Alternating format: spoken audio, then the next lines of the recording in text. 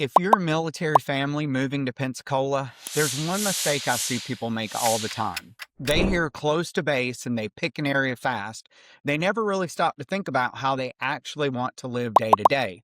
And that matters. So let's talk about some of the things that no one ever tells you before you move to Pensacola.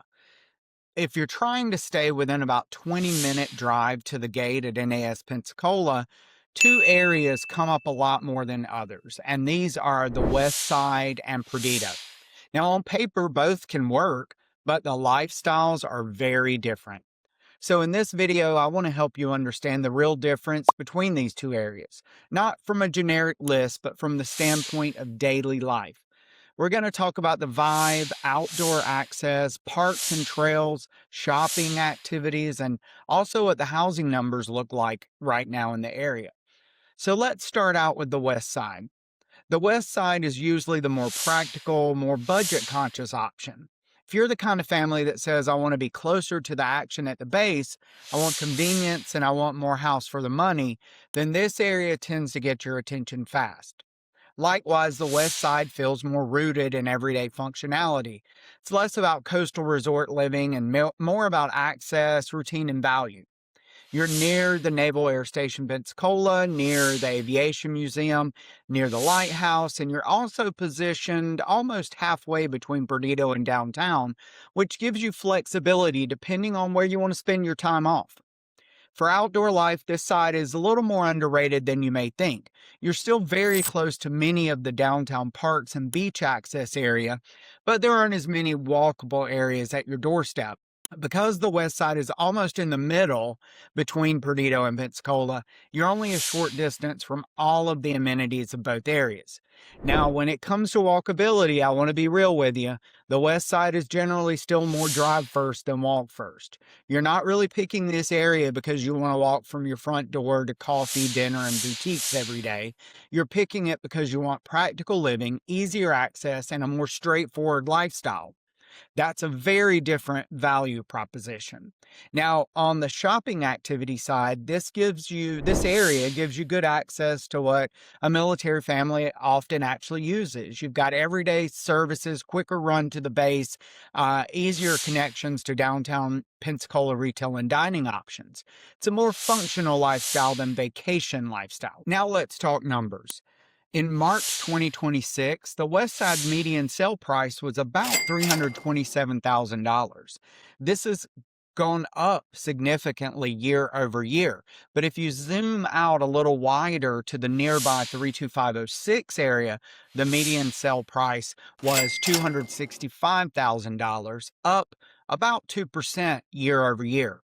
That tells you that this side can still offer more approachable price points depending on the exact pocket you choose. So over time, the west side is usually about value and access. You may not get the same coastal pricing premium you see in Perdido, but for many military families, that's exactly the point. It can be the smarter fit if your priority is budget over everyday convenience and being closer to base life. Now let's switch over to Perdido. Perdido feels completely different. If the west side feels more practical, Perdido feels more like a lifestyle decision. This is where a lot of families fall in love with Pensacola. You've got a more coastal atmosphere, a more relaxed pace, and a stronger sense that when you're off work, you can actually unplug. Perdido Key is known for its white sand beaches, the dunes, amazing Gulf views, and accesses to places like Perdido Key State Park, Johnson Beach, Big Lagoon State Park, just to name a few. Johnson Beach in particular offers beach access, pavilions, a kayak launch, and a bike path. The area has a multi-use path that Visit Pensacola says stretches from Perdido Key Bridge westward and is planned to extend over 6 miles to the Alabama line. That's a big deal if you value outdoor living.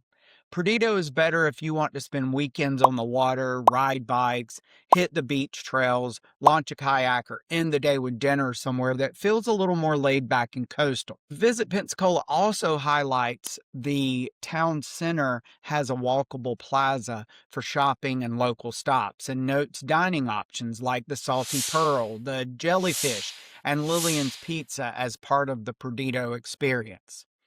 So when people ask me about walkability, Perdido wins this conversation more often, but with a asterisk.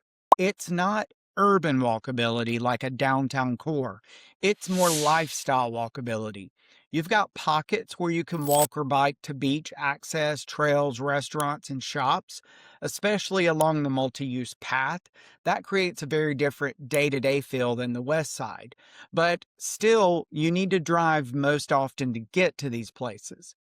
Now let's talk about housing. Looking at the same time period in 2026, Perdido Key had a median price of $549,000. That was down from the previous year. But if you look at nearby 32507, which captures a broader swath of the area, the median sale price was $385,000, which was up year over year.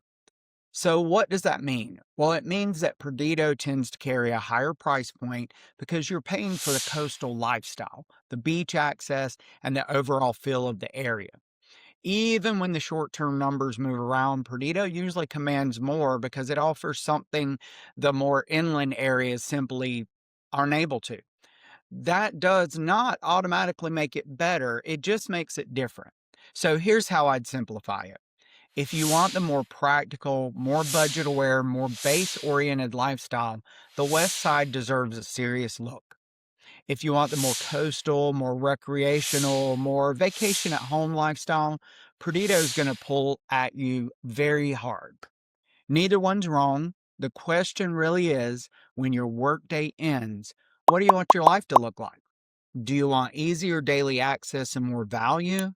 Or do you want beach energy, trails, biking, water, and that slower coastal feel? That's really the decision you need to make here. And if you're a military family trying to narrow this down, I can help you compare the actual neighborhoods, home styles, price ranges, and commute options that fit your budget and your routine, not just what it looks like on a map. You can always send me a message, and I'm more than happy to assist with that. One thing I want to point out before we end this is you have to think about longevity and what your real plans are.